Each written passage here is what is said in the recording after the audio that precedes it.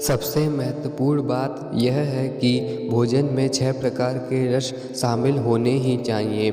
जब यह 6 प्रकार के रस सातों धातु यानी रस, रक्त, मांस, मेद, मज्जा, अस्थि और शुक्र में ठीक प्रकार से पाए जाते हैं तो अद्भुत बलशाली शरीर प्राप्त होता है और कांति युक्त शरीर भी बनता है।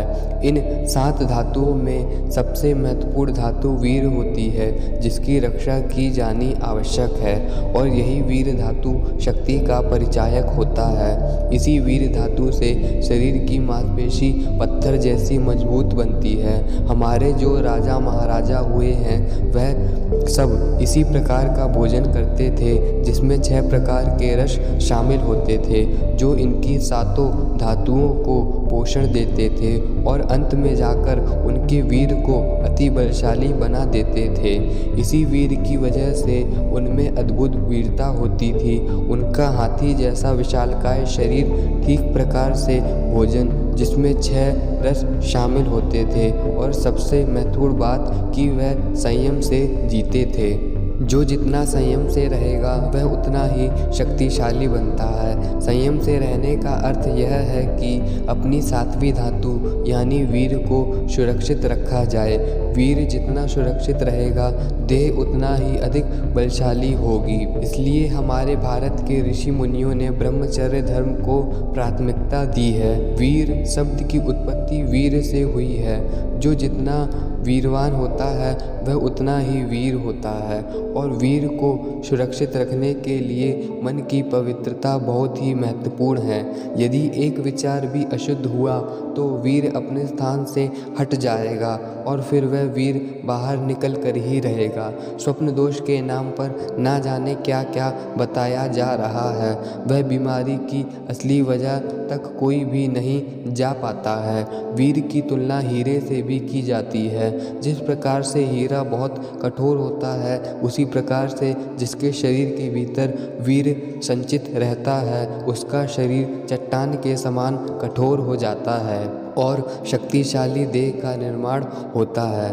तो जितने भी आप शक्तिशाली पुरुष देखते हैं उनके भीतर कहीं ना कहीं वीर की अधिकता या पुष्टता के कारण ही बल दृष्टि गोचर होता ही है। राममूर्ति आदि भी पूर्ण रूप से ब्रह्मचारी थे। उन्होंने व्यायाम किया और कठोरता से ब्रह्मचर्य का पालन किया। इसी की वजह से वह कलयुग के भीम कहलाए। तो अब आप समझ गए होंगे कि राजा महाराजा लोग इतने शक्तिशाली कैसे होते थे। संक्षिप्त में मैं बताना चाहता हूँ कि पहला, वह भोजन ऐसा करते थे जिसमें 6 रस शामिल हो जाएं और शरीर की सातों धातुओं का पोषण मिले। दूसरी सबसे महत्वपूर्ण बात यह है कि वह अपनी 7वीं धातु यानी वीर को सुरक्षित रखते थे। स्त्रियों का सम्मान उनके जीवन का ध्येय था। और तीसरी सबसे महत्वपूर्ण चीज़ वो है सांस।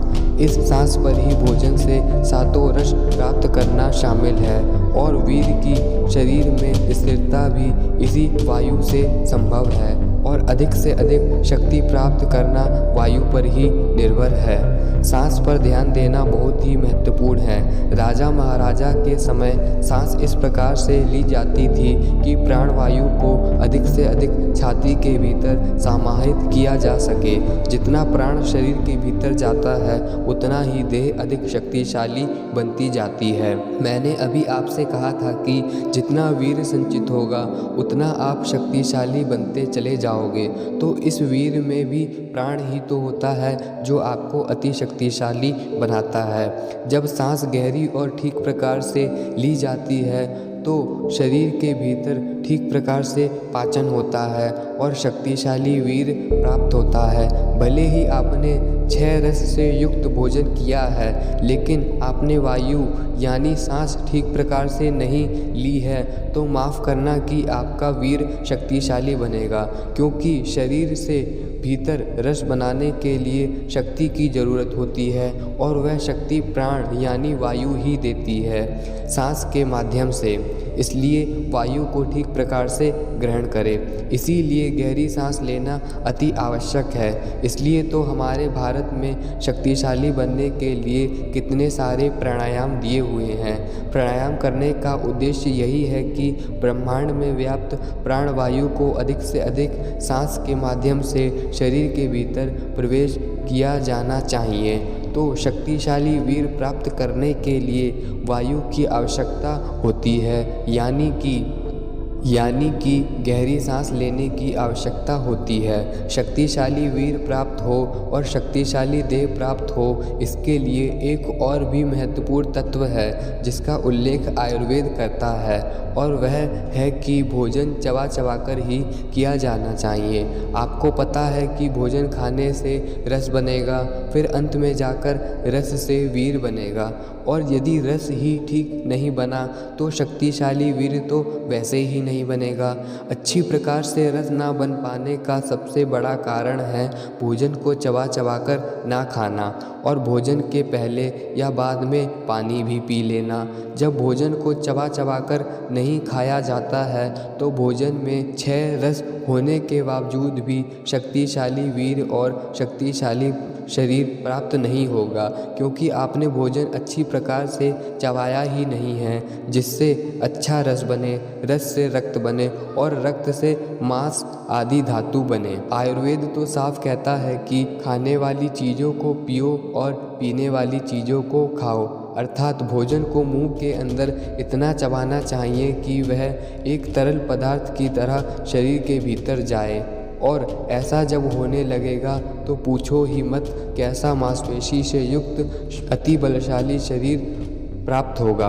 क्योंकि जब भोजन को अच्छी प्रकार से चबा लिया जाता है तो शरीर को भोजन से रस बनाने में काफ़ी सरलता हो जाती है, जिस वजह से रस फिर अच्छी गुणवत्ता वाला बनता है, जिससे फिर अंत में जाकर शक्तिशाली वीर प्राप्त होता है, और शक्तिशाली वीर से शक्तिशाली देह प्राप्त होती है।